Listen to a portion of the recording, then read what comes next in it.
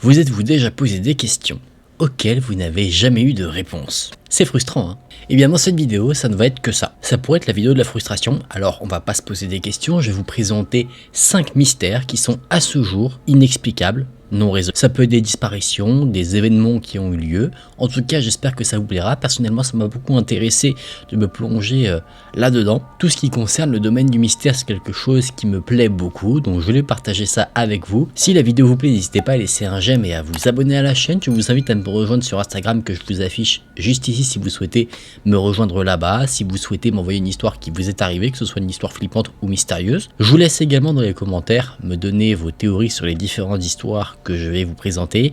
Évidemment, je suis pas un sadique, quoique. Je vais vous donner parfois, quand je le peux, des théories concernant les mystères que je vais vous présenter. Donc dites-moi si vous êtes d'accord ou pas avec les théories que je vais évoquer, si vous en avez vous-même, et si vous voulez que j'aborde d'autres mystères par la suite, je vous invite à me le faire savoir dans les commentaires. J'espère que vous êtes bien installés, je crois que j'ai tout dit pour l'introduction, et si maintenant vous êtes prêts, on est parti pour se plonger dans le premier mystère.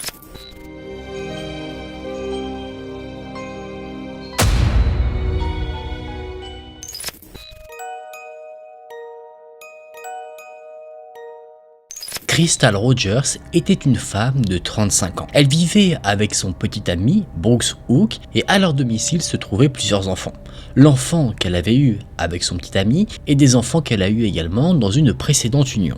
Eh bien Crystal Rogers est une femme qui a disparu. La dernière personne à l'avoir vue en vie est son compagnon, Brooks, qui a dit que la dernière chose qu'il l'a vue faire avant qu'elle ne disparaisse, c'était jouer à des jeux sur son téléphone à la maison tranquillement quand lui est allé se coucher. Le lendemain matin, quand il s'est réveillé, il a constaté que sa petite amie Crystal n'était pas dans le lit. Il est donc allé voir si elle ne s'était pas endormie sur le canapé, mais non, Crystal avait bel et bien disparu. Et en plus, sa voiture ne se trouvait pas dans leur allée. Toute la famille a essayé de la contacter, mais sans succès. Donc naturellement, ils ont commencé à s'inquiéter, et c'est 2 jours plus tard que le véhicule de Crystal, une Chevrolet, a été retrouvé sur l'autoroute avec un pneu crevé. Il y avait toujours les clés sur le contact, et à l'intérieur du véhicule, on a trouvé ses effets personnels, c'est-à-dire son sac à main, mais également son téléphone. Donc, n'ayant pas son téléphone sur elle, on comprend mieux pourquoi on n'a pas pu la contacter. C'est donc après cette découverte que la mère de Crystal, Sherry Ballard, a décidé de déclarer la disparition de sa fille auprès des autorités. Et quelque chose d'assez surprenant, ou peut-être pas, je ne sais pas, la famille Ballard, donc la famille de Crystal, suspectait quand même pas mal son compagnon actuel, c'est-à-dire Brooks. Pour eux, c'était clair et net, ce compagnon avait une implication, laquelle on ne sait pas, dans la disparition de leur fille. D'ailleurs, la sœur de Crystal a dit par rapport à tout cela que Brooks ne s'était proposé qu'une seule fois d'aider la famille à rechercher celle qui avait disparu. Donc tout naturellement, ayant également des soupçons, les autorités ont interrogé le dit individu. Et quelque chose de bizarre s'est produit pendant l'interrogatoire. Le frère de Brooks, Nick, a appelé la police pour dire à son frère de ne rien dire. Évidemment, c'est quelque chose qui a énormément surpris les autorités, donc dès le lendemain, ils ont convoqué Nick pour l'interroger et essayer un petit peu de le faire cracher le morceau, parce que là, on a affaire à un comportement très étrange. D'ailleurs, la manière d'agir de Nick a laissé penser à la police que lui-même était impliqué dans la disparition de Crystal Rogers. En plus, Nick était très peu coopératif. Il a appliqué lui-même le conseil qu'il avait donné à son frère, c'est-à-dire de ne pas être très coopératif. Il a simplement accepté de faire un test polygraphique, plus connu sous le nom de détecteur de mensonges, et la personne qui a pratiqué ce test sur Nick a dit aux autorités qu'il était assez inquiet vis-à-vis des résultats. Comprenez par là que Nick, pendant son test, a probablement omis de dire certaines vérités, ou alors il a essayé de cacher, bien ou mal, la vérité. Mais quoi qu'il en soit, il n'a pas réussi à le cacher au test polygraphique. Petite cerise sur le gâteau, Nick était policier, et donc l'implication qu'il avait dans cette enquête, et le fait qu'il ne coopère pas du tout, eh bien ça a fait que le département de police a décidé de le licencier. Nick et Brooks sont donc les suspects principaux dans cette affaire, et spoiler alert, on ne peut pas les accuser. Vous allez sûrement me demander pourquoi, sachant que leur implication semble être tout indiquée. Eh bien regardez le titre de la vidéo, ce sont des mystères non résolus, donc si jamais ça avait été eux les coupables, eh bien ce ne serait pas un mystère non résolu. Habile Bill. Autre élément, la nuit où Crystal semble avoir disparu, car on suppose qu'elle a disparu pendant la nuit, entre le moment où elle jouait aux jeux vidéo sur le canapé et le moment où, eh bien, elle a semblé ne plus être à la maison. Donc on suppose qu'il s'est passé quelque chose pendant la nuit. Et la police a appris qu'il y avait une voiture blanche qui s'était garée à la ferme des Hoog, donc là où vivait Brooks Hoog. Donc la police s'est attelée à rechercher à qui appartenait ce véhicule. Et ils ont trouvé une piste. La grand-mère de Nick et Brooks Hoog, Annie Whitesides, avait un véhicule qui semble correspondre à la description, mais étonnamment, elle l'a vendu quelques semaines après la disparition de Crystal. La police a donc émis une assignation à comparaître à l'encontre de cette vieille dame âgée de 82 ans. Et pour la police, il y a clairement des suspicions. Ils pensent que le véhicule a été utilisé pour emmener un corps, s'en débarrasser et ensuite a été nettoyé, puis vendu pour qu'il n'y ait aucune preuve derrière. Et là, encore une fois, bâton dans les roues dans l'enquête, la grand-mère refuse de témoigner. Je sais pas si vous êtes du même avec moi, mais quand les gens refusent de coopérer dans une enquête comme ça, personnellement en tout cas, j'ai tendance à penser que ces personnes sont impliquées. Et le fait de ne pas coopérer, c'est comme si tu portais une affiche en disant « c'est moi le coupable ». Quoi qu'il en soit, son avocat a dit que de toute façon elle n'avait pas besoin de témoigner parce que les déclarations qu'elle a faites à la police suffisaient à retrouver la personne qui avait acheté le véhicule. Et on ne sait pas ensuite quelles ont été les avancées de l'enquête vis-à-vis de la grand-mère, car le juge a décidé de garder tous les éléments totalement confidentiels. Par contre, l'enquête, elle, a continué, évidemment. On rappelle qu'on a une femme qui a disparu, et l'enquête cette fois-ci devient un peu plus scientifique, c'est-à-dire que les enquêteurs vont au domicile de la grand-mère ainsi qu'au domicile du frère de Brooks, donc Nick, à la recherche de preuves ADN. Ça ne donne rien, donc la police maintenant compte sur la population pour donner un coup de main. Ils offrent une récompense, et pas une petite récompense, ils offrent 100 000 $ pour toute information permettant la résolution de l'enquête. Crystal, elle, en 2016, n'a toujours pas été retrouvée, alors qu'elle avait disparu en 2015, donc un an plus tard, évidemment, on commence à penser que le pire s'est produit vis-à-vis de la jeune femme. On a de moins en moins en fait d'espoir de retrouver Crystal en vie. Encore une fois, rien. Aucune piste, donc l'enquête stagne totalement. Et en 2019, un nouveau shérif est promu. Et lui, il dit que son axe principal pendant sa carrière de shérif, c'est de résoudre cette enquête. Ce shérif, Ramon Pinoera, a réalisé une interview. Et pour lui, bien qu'il n'ait pas de preuves, il a, selon ce qu'il dit, une très bonne idée de ce qui s'est passé. Donc lui, ce qu'il veut faire, c'est trouver des preuves qui vont permettre de valider ce qu'il pense. Il a en fait sa pensée et il va chercher toutes les preuves et les faire coller à sa pensée. Je sais pas si vous voyez ce que je veux dire, mais c'est son mode de fonctionnement. Visiblement, il doit avoir du mal parce que c'est, en termes de faits, la dernière information que nous avons. Maintenant, on a des théories et d'autres éléments qui sont liés ou pas à l'enquête, c'est pour ça que je vais les faire juste après, mais qui sont assez troublants. La théorie majeure qu'il y a vis-à-vis de la disparition de Crystal, c'est qu'elle était victime de violences conjugales. La nuit où Crystal a disparu, elle se serait disputée avec son compagnon qui aurait été très violent, engendrant donc son meurtre. C'est une théorie qui est très simple, qui ne va pas dire « ouais, ils l'ont emmené à tel endroit, ils l'ont emmené à tel endroit, ils ont fait ci, ils ont fait ça ». C'est quelque chose qui malheureusement arrive. Je ne pense pas vous apprendre quelque chose en vous disant que les féminicides c'est quelque chose qui arrive fréquemment, un véritable fléau, et donc ce serait ça qui aurait causé la mort de Crystal. Mort, on ne sait pas officiellement, ça reste une théorie, mais effectivement c'est quelque chose qui se tient. Ce meurtre aurait ensuite été dissimulé par la famille de Brooks, donc la grand-mère, le frère, etc. Et évidemment, pour ne pas être retrouvé par les autorités. Mais qu'est-il advenu de son corps? Ça par contre, personne ne sait le dire. Est-ce qu'il a été brûlé, enterré quelque part? Ça, personne n'en a aucune idée. Si j'ajoute ma pierre à l'édifice, on pourrait se dire, sachant qu'il y avait le fameux véhicule blanc devant le domicile, que la voiture de Crystal a été utilisée par le ou les meurtriers pour l'emmener quelque part, l'enterrer. Ils ont laissé la voiture là pour faire croire à une sorte de fugue ou une disparition dont on ne sait rien, et ensuite avec le véhicule blanc, la personne qui était au volant aurait été ramenée. Je dis une bêtise, pour vraiment illustrer la chose au mieux, Crystal est victime chez elle d'une atrocité, elle est tuée par son compagnon, le corps est placé dans le véhicule blanc, avec le véhicule de Crystal, le compagnon prend la route, suivi par le véhicule blanc qui est conduit par, je ne sais pas, le frère peut-être, Nick. Il laisse la voiture de Crystal sur l'autoroute, avec les clés et ses affaires, il jette le corps quelque part où il l'enterre, et ensuite les deux frères rentrent au domicile de Brooks, à l'intérieur du véhicule blanc, avant ensuite de le nettoyer, puis de le vendre.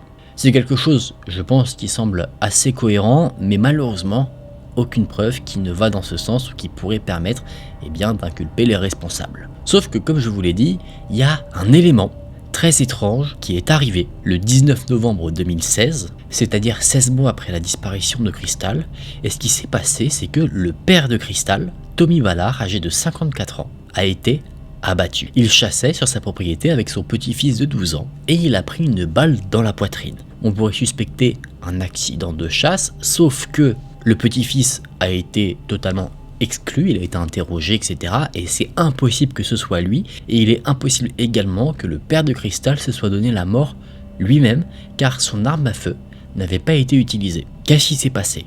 On n'en a aucune idée, en tout cas pour la police, ce meurtre est d'origine criminelle. Là également, on a une petite théorie, celle qui prédomine, c'est que Tommy était très impliqué dans la recherche de sa fille, ce qui se comprend totalement, et le ou les responsables ont voulu mettre fin à sa vie car peut-être qu'il se rapprochait un peu de la vérité. Et vous en conviendrez, pour assassiner une personne à côté de son propre petit-fils, faut être sacrément déséquilibré. Faut être une personne très malsaine, très froide, sans cœur. Donc quelqu'un qui, je pense, serait totalement capable d'avoir causé la disparition de Crystal. Le FBI a été impliqué dans ces affaires, et quand le FBI s'implique dans ce type d'enquête, généralement ça rigole pas et ça avance.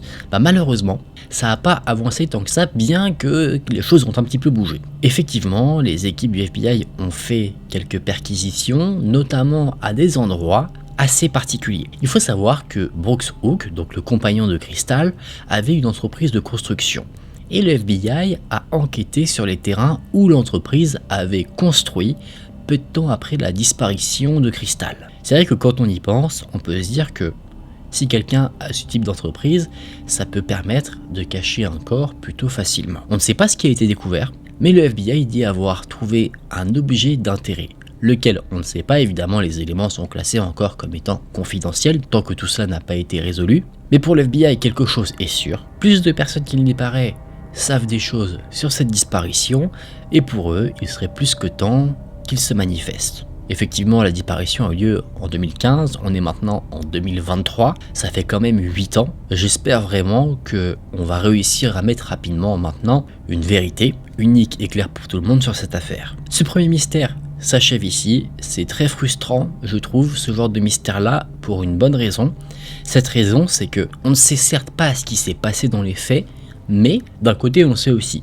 C'est vrai que la théorie sur la disparition de Crystal, laissant penser que son compagnon l'aurait tué, est quelque chose qui se tient. Tout semble montrer que la famille du compagnon de Crystal est impliquée là-dedans, et je suppose que vous-même, après que je vous ai décrit les différents faits, les différentes pensées, etc., vous pensez que le compagnon est responsable, ainsi que sa famille. Ça se trouve, on se trompe totalement. C'est pour ça qu'il faut laisser la justice faire son travail, les enquêteurs faire leur enquête, parce que j'ai déjà vu, d'ailleurs dans une affaire française, quelque chose où tout le monde accusait un des individus, alors qu'en fait l'individu en question était aussi une victime. Si je dis pas de bêtises, je crois que c'était sur l'affaire Troadec, où à un moment donné, le fils n'avait pas été retrouvé, et du coup tout le monde pensait qu'il avait tué sa famille, il s'était barré ensuite, alors qu'en fait il avait été tué aussi, mais enterré ailleurs. Donc finalement tout le monde s'est retrouvé un peu sur les fesses en se disant mince, on l'a accusé à tort, à dire qu'il était abominable, à chercher aussi des documents pour montrer à quel point il était horrible et qu'il était associable, etc. Alors qu'en fait c'était une victime comme les autres.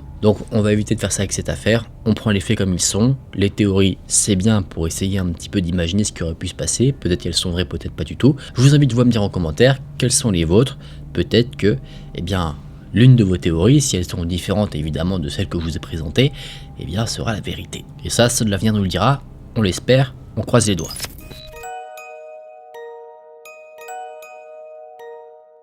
Forrest Fenn était un homme, né en 1930, qui a participé à la guerre du Vietnam, il était pilote, et une fois rentré au pays, il s'est reconverti. Dans quelque chose qui n'a rien à voir avec l'armée, il s'est reconverti en marchand d'art. Il est mort en 2020 à l'âge de 90 ans, et de son vivant, il a eu une idée assez loufoque. Peu de temps avant sa mort, il a décidé de cacher un trésor, appelé le trésor de Fenn, d'une valeur de plus d'1 million de dollars. Il l'aurait caché dans des montagnes rocheuses et il était à la disposition de quiconque pourrait le trouver.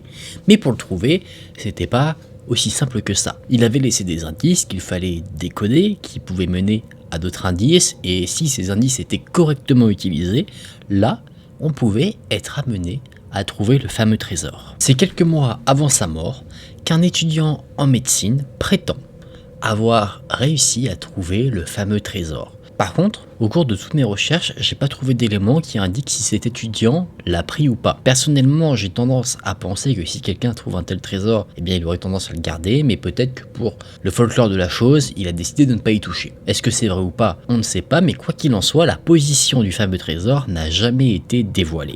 Que ce soit par Forrest Fenn, évidemment lui c'est le créateur de la chasse au trésor, donc pourquoi il le ferait, mais l'étudiant en médecine n'a rien dit également non plus pour préserver l'endroit où il était caché. Mais pourquoi créer une telle chasse au trésor? Forrest Fenn a été interviewé à ce sujet, il a dit que c'était pour pousser les gens à sortir et à découvrir un peu la nature. D'ailleurs, il a dit que si jamais quelqu'un ne trouvait pas le trésor, il reviendrait le chercher quand il aurait atteint une valeur de 10 millions de dollars. Vous savez, avec le temps, les choses peuvent prendre de la valeur. Il pensait que ce serait la même chose pour son trésor, sauf qu'il n'a jamais eu l'occasion de le voir parce qu'il est décédé avant. Beaucoup prétendent avoir trouvé le trésor, sans preuve évidemment, mais en juin 2017, Forrest Fenn disait que personne ne l'avait trouvé, c'était impossible, parce que tous ceux qui s'étaient présentés à lui pour lui parler des différents indices, eh bien, ne faisaient pas les choses correctement. Soit ils n'utilisaient pas les indices comme il le fallait, soit ils ne les présentaient pas dans le bon ordre, ce qui les menait à des endroits qui n'étaient pas le bon lieu, et il a dit qu'il avait vérifié, et que le trésor était toujours là où il l'avait laissé, en tout cas en 2017. Ce qu'on sait, c'est qu'il y a 9 indices, pour trouver la localisation précise du trésor. Et c'est pas nécessairement un indice qui t'emmène vers un autre, qui t'emmène vers un autre, qui t'emmène vers un autre, et à la fin t'as la localisation. Ce sont 9 indices qu'il faut utiliser ensemble et de la bonne manière pour là deviner où se trouve le trésor. Il y a vraiment un travail intellectuel derrière. Par contre, de ce qu'il sait, en tout cas ce qu'il savait de son vivant, il y a du monde qui se sont trouvés à proximité du trésor sans le trouver.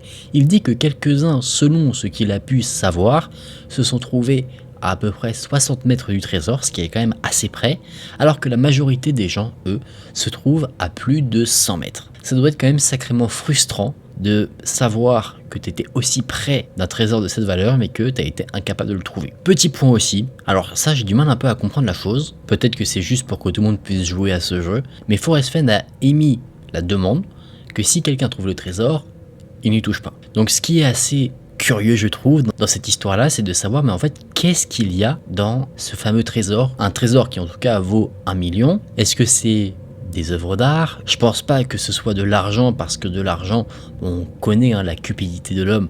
Je pense que des gens se seraient servis si jamais ils l'avaient trouvé, donc je pense que c'est quelque chose qu'on ne peut pas nécessairement transporter, que c'est quelque chose à voir. Ça se trouve dedans, il y a juste un morceau de papier avec une petite phrase philosophique en disant j'en sais rien moi, cette chasse au trésor représente la chasse du bonheur dans votre vie. Enfin, j'en sais rien, ça se trouve il y a un truc comme ça et que c'est pas du tout quelque chose vraiment qu'on peut valoriser à 1 million. Et là je parle dans le vide parce que j'en sais clairement rien. Après il y a quand même eu des controverses vis-à-vis de cette chasse au trésor, parce que certains sont quand même prêts à tout pour essayer de le trouver. Et quand je dis prêts à tout, ça veut dire que certains sont prêts à enfreindre la loi pour mettre la main dessus. Dans certains cas d'ailleurs, certains ne respectent pas du tout l'envie de Forrest Fenn pour le trouver. C'est-à-dire que lui, il a créé cette chasse au trésor pour justement que les gens découvrent la nature, et certains, pour essayer de trouver le trésor, vont par exemple déterrer sous une sculpture culturelle, ce qui était à l'opposé de ce que voulait Monsieur Fenn. Certains ont même causé des petits incendies, d'autres creusaient des trous n'importe où et évidemment ne les rebouchaient pas. Certains, pensant avoir réussi à décoder un indice, se rendaient dans un endroit, une propriété privée alors qu'ils avaient juste mal interprété l'indice, et commençaient à creuser,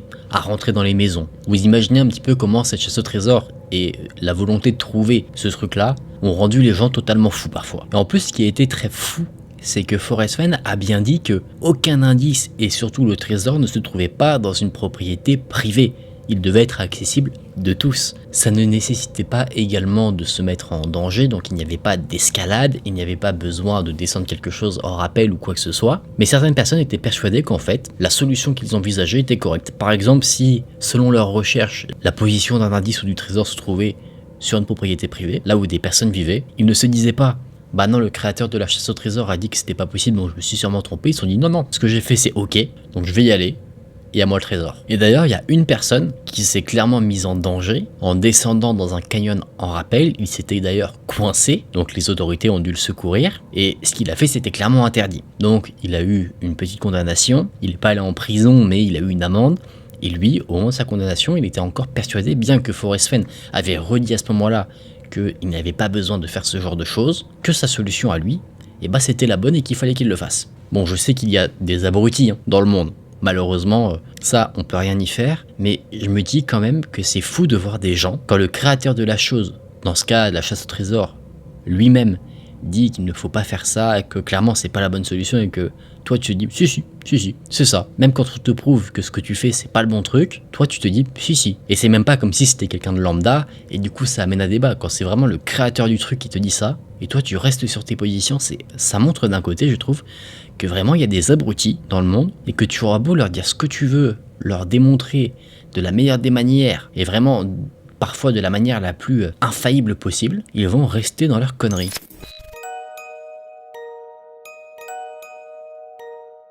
Dans ce mystère-là, je vais vous parler d'une mort qui n'en est peut-être pas une. La grande duchesse Anastasia Nikolaïevna. Bon, je vais juste dire Anastasia parce que nom de famille, je vais pas y arriver. C'était la plus jeune fille du tsar Nicolas II de Russie. Sa mère était la tsarine Alexandra et sa famille a connu un destin funeste. Effectivement, ils ont tous été capturés et exécutés pendant la révolution bolchevique. Et pourquoi j'aborde cette histoire dans cette vidéo, c'est que on ne sait pas, ou en tout cas, il y a des éléments qui permettent de dire qu'on ne sait pas vraiment si la petite fille, Anastasia, est vraiment morte ou pas, parce que dans le temps, plusieurs femmes ont prétendu être cette fameuse Anastasia, la fille de Nicolas II. Un petit peu d'histoire avant. Elle avait donc plusieurs frères et sœurs, et bien qu'ils étaient enfants d'un tsar, les enfants ne vivaient pas dans le luxe le plus complet. Ils dormaient sur des lits de camp, ils faisaient leur propre corvée, ils n'avaient pas forcément de domestiques à leur service. Et de ce que des proches de la famille j'allais dire royale, mais cette famille noble de Russie, Anastasia était une petite fille considérée comme vive et intelligente. C'était quelqu'un qui avait aussi un grand sens de l'humour, car elle aimait faire des farces à ses frères et sœurs. Et elle était proche d'une de ses sœurs, Maria, alors que ses deux autres sœurs étaient proches entre elles. Du coup, on leur avait donné des surnoms. Anastasia et Maria, c'était la petite paire parce que c'était les plus petites, et les deux autres, la grande paire parce qu'elles étaient un peu plus grandes. Apparemment, les enfants de la famille étaient de faible consistance, c'est-à-dire qu'ils tombaient souvent malades.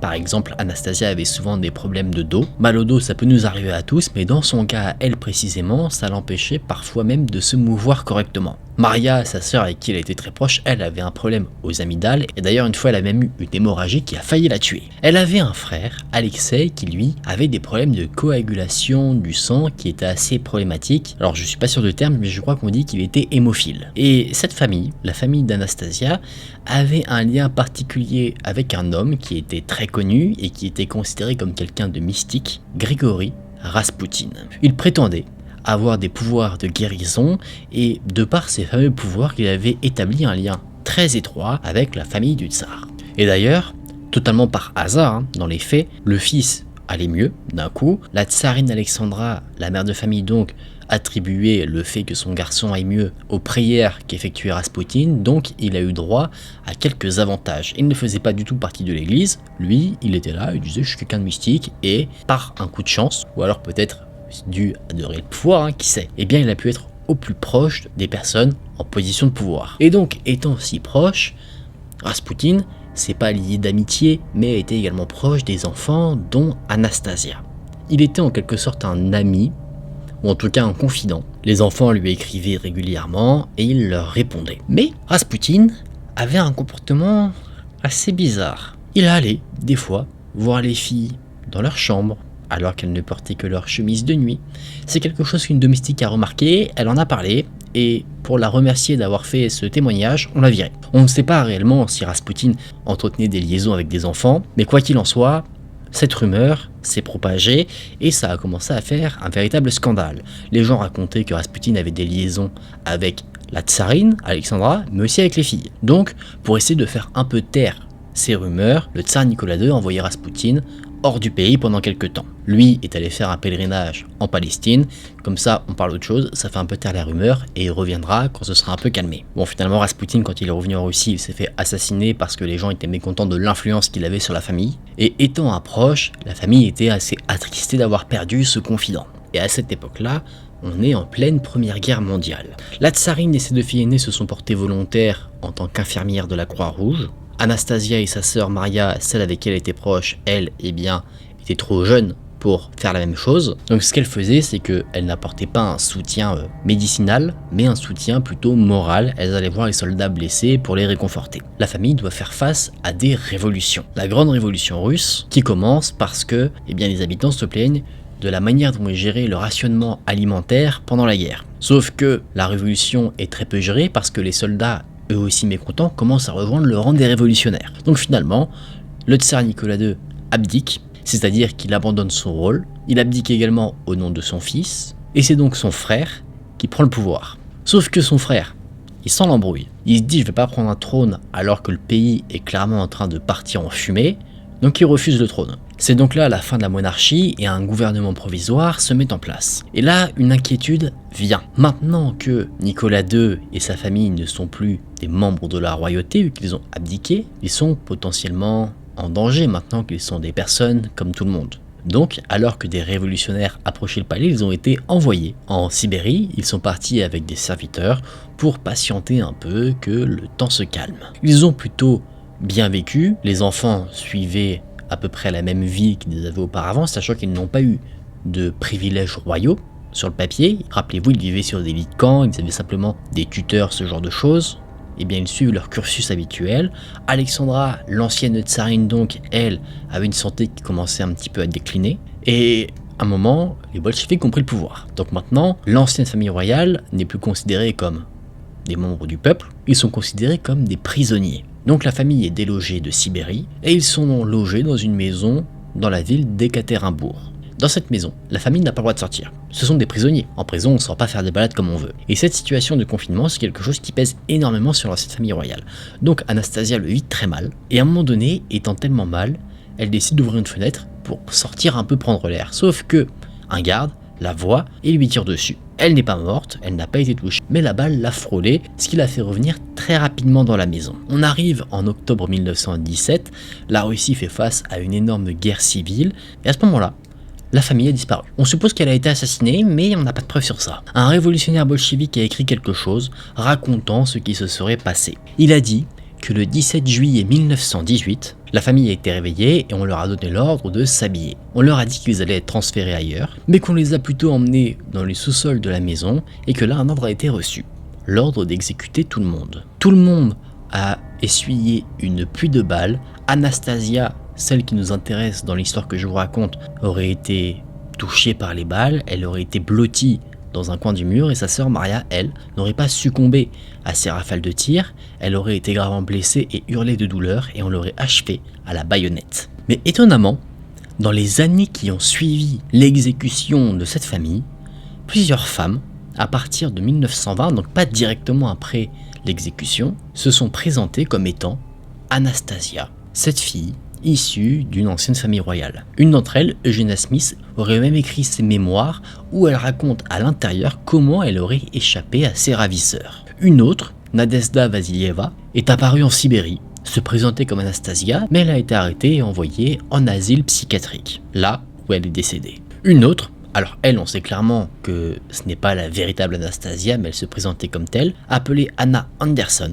a affirmé qu'elle était évidemment la fille de Nicolas II, qu'elle était donc Anastasia, qu'elle avait été blessée pendant la fameuse nuit de l'exécution, mais qu'elle avait réussi à s'enfuir. Selon ce qu'elle disait, elle aurait été sauvée du sous-sol par un garde dont elle avait su s'attirer la sympathie. Elle s'est énormément battue pour se faire reconnaître comme Anastasia, et finalement les tribunaux ont décidé que c'était faux, parce qu'elle n'avait jamais réussi à fournir assez de preuves permettant de la lier réellement à la jeune fille qui aurait été assassinée. Finalement, un test ADN a été réalisé et effectivement, ce n'était pas elle. Il y a eu également d'autres imposteurs, je vous ai principalement parlé d'Anastasia, mais certains ont dit qu'ils étaient Alexei ou d'autres enfants de la famille du tsar. Mais en 1991, on a commencé à avoir des éléments de réponse. Plusieurs corps ont été retrouvés dans les bois à côté de la maison où avait été détenue toute la famille royale, l'ancienne famille royale. Des tests ADN ont été réalisés et il semblerait qu'effectivement ces corps correspondaient à certains membres de la famille des Romanov, donc de l'ancienne famille royale. Cependant,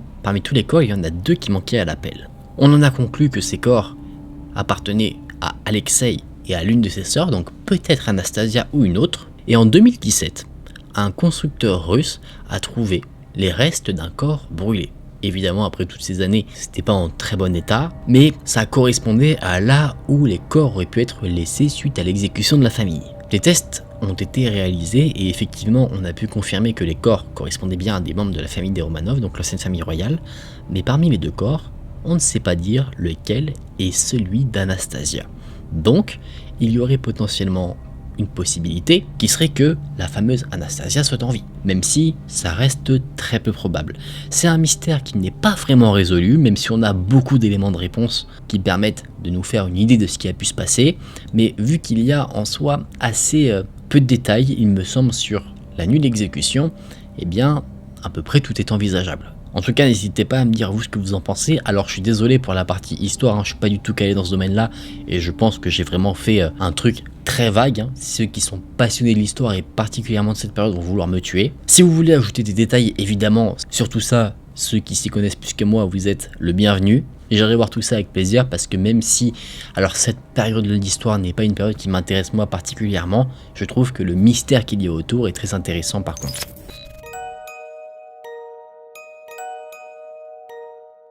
Nous sommes le 6 juin 2020. Keith Harper ainsi que sa compagne, Lydia Abrams, aussi appelée Dia, ont nourri les chevaux de leur ranch tranquillement, ensuite ils sont allés manger et se sont détendus pendant l'après-midi. Elle était de très bonne humeur et après le déjeuner, Lydia a dit à son compagnon qu'elle devait faire quelque chose. Sachant que Keith avait énormément de travail, il a demandé s'il pouvait parler de cette fameuse chose un peu plus tard, chose que Lydia a accepté. Sauf qu'ils n'ont jamais eu cette conversation parce que ce moment-là, c'est le dernier moment où Keith a vu sa compagne. Lydia était une veuve de 67 ans qui avait obtenu le ranch où elle a nourri ses chevaux ce jour-là suite au décès de son mari qui était advenu en 2018. Ce mari était Clem Abrams, un homme qui avait gagné en soi beaucoup d'argent, assez pour s'acheter un ranch. Et vous savez, parfois, quand il y a un décès et que la personne qui décède est très riche, eh bien, les proches peuvent se battre un petit peu pour savoir qui va gagner le plus d'argent. Il y a eu énormément de conflits vis-à-vis de tout cela, sur qui allait hériter de telle propriété, qui allait prendre la plus grosse part, etc. Principalement, c'est Lydia qui a pris la majorité. Cette situation a fait qu'elle s'est un peu éloignée de ses enfants en voyant clairement leur cupidité. Mais les enfants ont dit, une fois que Lydia a disparu, quand ils ont fait quelques interviews, qu'ils n'avaient jamais entendu parler de Keith, le nouveau compagnon de Lydia. Ils n'ont entendu parler de lui qu'une fois que leur mère avait disparu. C'est un des enfants de Lydia, Clinton, qu'elle a eu pendant sa précédente union, qui a dit ça, et il dit qu'il était quand même assez proche de sa mère, bien qu'il y ait eu des conflits, qu'il s'appelait régulièrement, et qu'il n'a jamais entendu parler de cet homme-là. Mais si on revient un peu dans les faits, le jour de la disparition de Lydia, après leur fameux déjeuner, quand Lydia est partie en soi, Keith, lui, a tondu la pelouse et il est rentré à la maison vers 19h30 et c'est là qu'il s'est rendu compte que Lydia n'était pas rentrée. Chose qui l'a assez intrigué, c'est qu'il a remarqué que les effets personnels de Lydia étaient là. Son téléphone, son portefeuille, ses clés. Donc le lendemain, voyant que Lydia n'est toujours pas rentrée, là il est allé voir un homme, un employé du ranch qui travaillait là depuis un long moment, Isidro Garcia. Il est également allé voir quelques voisins pour dire que Lydia avait disparu. Ensemble, ils ont cherché aux alentours et rien. Toutes les recherches qui ont été réalisées pendant la journée n'ont rien donné. Par contre, le lendemain, quand Isidro Garcia s'est présenté au travail à 8h30, il a remarqué quelque chose d'assez particulier. Il y avait une autre voisine, Diana Feder, qui était à l'entrée principale du ranch avec une arme à feu, comme si elle montait la garde. Isidro a pu rentrer et à l'intérieur, il a été très surpris de voir que Keith avait rempli un camping-car prêt à partir, qui lui a dit au revoir et qu'il est parti, mais pas n'importe où. Il a quitté le pays. Il a dit qu'il avait des affaires à régler au Nouveau-Mexique et au Colorado. Et ça, seulement 2 jours après que Lydia ait disparu. Et ça, évidemment, c'est très étrange. Pourquoi quitter le pays quand la personne que tu aimes a disparu? C'est plus tard que la police est arrivée au ranch parce que la disparition de Lydia avait été signalée et ils ont effectué des recherches dans la région dans un premier temps. Ils ont eu un mandat de perquisition, trouvant la disparition de Keith qui a quitté le pays très étrange, et à l'intérieur du ranch, elle a été trouvé des éléments assez particuliers. On ne sait pas tout, et à l'intérieur du ranch ont été trouvés des éléments troublants. On ne sait pas tout, mais voilà ce qu'on sait. il y aurait eu un drap de lit beige, des pansements, 2 douilles de balles usées, et apparemment il y aurait également du sang qui aurait été retrouvé sur place. 2 notes manuscrites également ont été trouvées, et un routeur Wi-Fi. Bon, la police avait besoin d'interroger Keith, donc ils l'ont retrouvé au Nouveau-Mexique. Ils ont même commencé un petit peu à le suspecter, ce qui n'est pas forcément étonnant. Ils ont réalisé des tests dans le camping-car, ils ont fouillé une sorte d'entrepôt de stockage qu'il avait loué, mais on ne sait pas trop ce que ces analyses-là ont mené. Les résultats de l'enquête n'ont pas été partagés. On n'écarte pas la possibilité que la disparition de Lydia soit d'origine criminelle, mais il n'y a pas de suspect qui est présenté. Tout le monde se renvoie un peu la balle, les enfants de Lydia disent que c'est probablement Keith dit que c'est probablement les enfants de Lydia à cause du problème d'héritage, mais certains éléments semblent aller plutôt vers une direction que vers une autre. Et quoi qu'il en soit, on soupçonne que l'origine de la disparition de Lydia, c'est une origine financière. Il se trouve que Lydia prévoyait de léguer un peu plus à ses enfants que ce qu'elle avait prévu de base. Mais 15 jours avant sa disparition, elle a fait un changement de pensée. Elle se serait dit que plutôt que de léguer du coup ses biens à ses enfants, elle allait les léguer à Keith, donc son compagnon, mais aussi à sa voisine. Cette voisine qui montait la garde devant le ranch, Diana Feder. C'est bizarre de vouloir léguer quelque chose à une voisine, sauf si peut-être tu es vraiment très proche, chose qui ne semblait pas être le cas. En plus, Keith avait déposé une procuration pour agir au nom de Lydia. Donc là, les enfants de Lydia ont tout perdu, à part ce que leur père leur avait déjà donné, et tout ça au bénéfice de Keith et de Diana. Mais, encore une fois, sur ça, des choses semblent assez étranges. Il semble que certains documents visant à laisser certaines choses à Keith et Diana soient un peu frauduleux.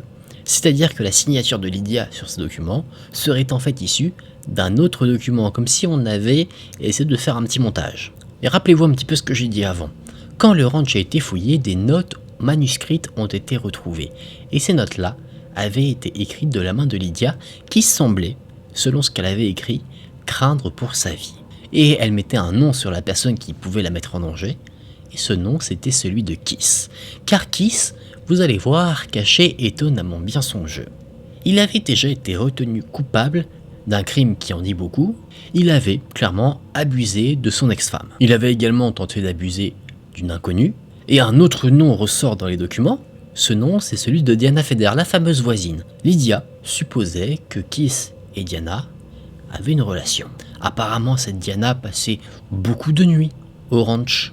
Et d'ailleurs, d'autres éléments semblent aller dans ce sens, car la fille de Diana aurait confirmé sur les réseaux sociaux que oui, sa propre mère avait une relation avec Keith.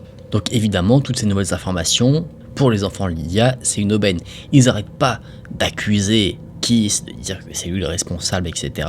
Sauf que Keith, lui, va également accuser les enfants, notamment un, Clinton, celui qui disait qu'il était resté assez proche de sa mère, et il va leur raconter une histoire. Alors sur ça, il n'y a pas de réelle preuve, parce que ce qu'il avance, ce serait quelque chose que Lydia lui a raconté. Il dit que Lydia a subi une opération au dos, opération qui a donc mené Lydia à se rendre à l'hôpital. Quand elle s'est réveillée suite à son opération, elle aurait été très surprise de voir Clinton à son chevet et qu'aucun autre membre de la famille ne s'était porté volontaire pour l'aider. Apparemment, Clinton ne serait pas resté très longtemps, mais il aurait donné quelque chose à sa mère pour qu'elle s'hydrate un petit peu. Sauf que, après avoir bu la dite boisson, elle serait rentrée dans un coma pendant 4 jours. Elle aurait, apparemment encore une fois, selon les dires de Keith, failli mourir, et donc en se réveillant, elle pensait que Clinton lui avait donné quelque chose ou avait mis un truc dans sa boisson pour l'empoisonner. L'équipe médicale, elle, n'a jamais su vraiment ce qui s'était passé, et c'est tout. C'est là où c'est en soi terminé l'affaire, il n'y a plus de nouveaux détails après tout cela. Donc rapidement, si on récapitule, on a des dires de Keith, de choses que lui aurait raconté Lydia qui pourraient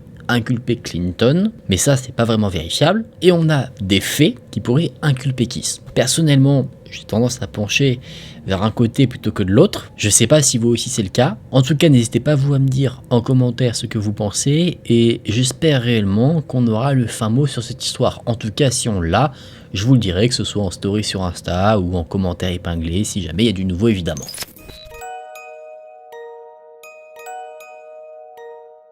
Maintenant, je vais vous présenter la disparition de Judy Martins. Peu de temps avant de disparaître, sans qu'on ne sache ce qui lui est arrivé, Judy a envoyé une carte à sa sœur à l'occasion de son 21e anniversaire sur laquelle était marqué « Pour une sœur très spéciale ». Nancy, la fameuse sœur, a toujours la carte en souvenir de celle qu'on ne retrouve pas 40 ans après sa disparition. La dernière fois qu'on a vu Judy Martins, c'est quand elle a quitté son dortoir d'université, la Kent State University. Ni sa sœur Nancy ou son frère Steve ne savent ce qui lui est arrivé. C'est dans la nuit du 24 mai 1978 que Judy a quitté une fête où elle a été vue pour rentrer chez elle dans son dortoir, sauf qu'elle n'y a jamais remis les pieds. Pourquoi?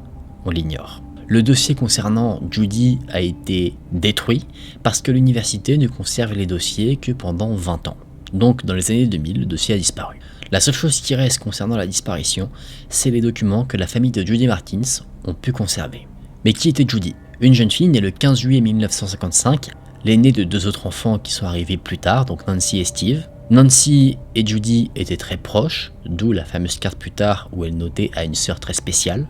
Après avoir fini l'équivalent du lycée, Judy est allée dans une université en Ohio, mais elle a décidé de se rapprocher un peu plus de chez elle, donc elle s'est inscrite à la Kent State University.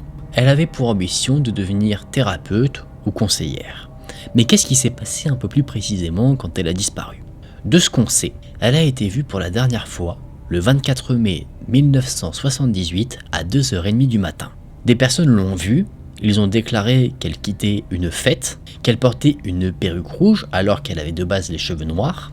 Elle avait un jean, une chemise marron et beige, un trench beige, des bottes marron et portait un grand sac en simili-cuir. Le lendemain des événements, Judy devait de base rentrer chez elle pour récupérer sa nouvelle voiture, sauf que, n'ayant aucune nouvelle, sa mère, Dolores, a appelé la chambre universitaire de Judy toutes les heures, mais sans arriver à la joindre.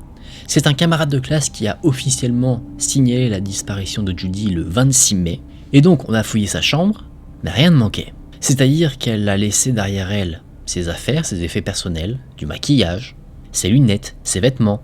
Donc la probabilité qu'elle soit partie d'elle-même, donc qu'elle ait fuyé, eh bien elle est très mince. En plus de ce qu'on sait, au moment de la fameuse fête, quand Judy a disparu, elle portait ses lentilles de contact, et elle ne serait pas partie sans prendre ses lunettes. C'est quelque chose d'inconcevable. Donc c'est ce détail-là qui permet de dire que quelque chose ne va pas. Et point noir dans l'enquête, c'est que l'université ne voulait pas avoir une mauvaise presse, donc ils n'ont pas vraiment collaboré concernant la disparition de la jeune fille. La famille pense que l'enquête a été bâclée, et que la police a privilégié la piste de Judy est partie d'elle-même délibérément pour refaire sa vie. Sauf que pour ceux qui la connaissent, c'est quelque chose d'inconcevable. Elle ne serait pas partie comme ça parce qu'elle était proche de sa famille. Elle n'avait pas de problème dans sa vie, elle n'avait pas besoin forcément de se reconstruire, donc c'était totalement illogique.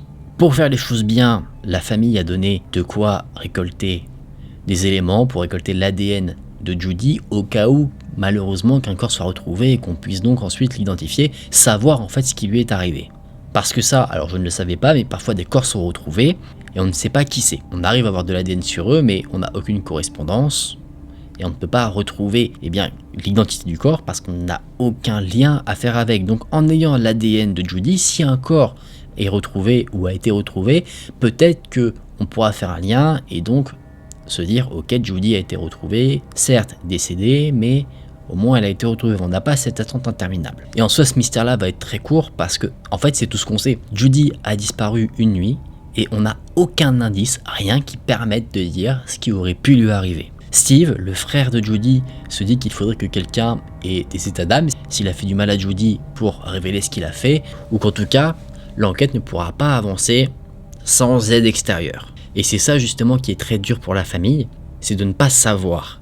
Ils préféraient savoir ce qui s'est passé même si la vérité est tragique plutôt que d'attendre comme ça et d'être dans le doute permanent. Évidemment, vu que là on a très peu d'informations, les théories fusent totalement sur ce qui a pu se passer. Il y a un élément dans la vie de Judy qui aurait pu être assez dangereux. Cet élément, c'est son ex-petite amie.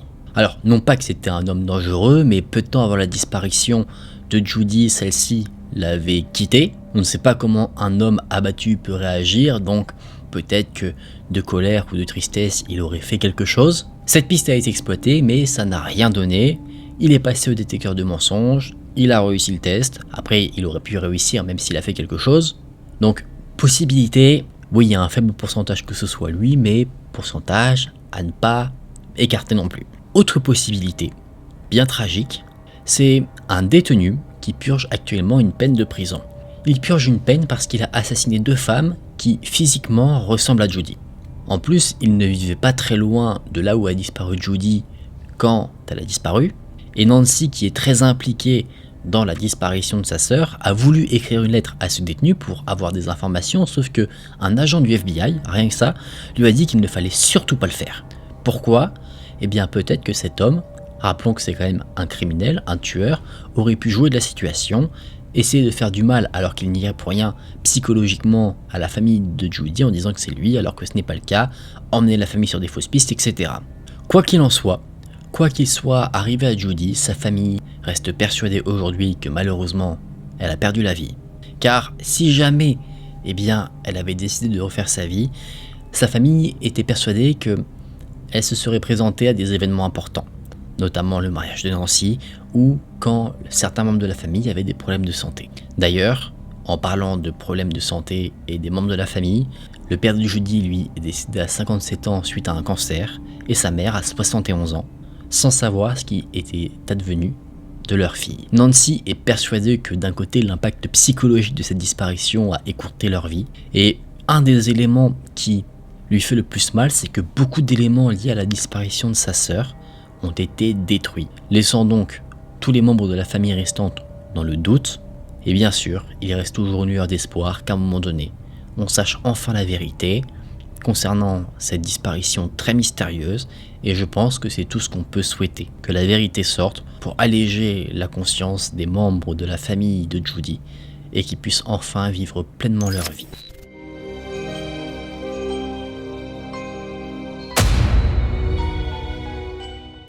Et voilà les amis, on en a fini pour ces 5 mystères.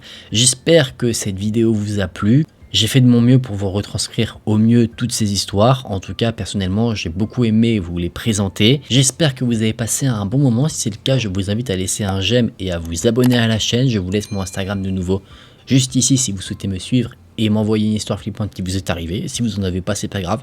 Vous pouvez me suivre quand même. N'hésitez pas à me dire en commentaire ce que vous avez pensé de cette vidéo. J'espère vraiment que ça vous a plu. Merci d'avoir regardé la vidéo jusqu'à la fin. Moi je vous dis à très vite dans une prochaine vidéo. Prenez soin de vous, c'était Aken. Salut!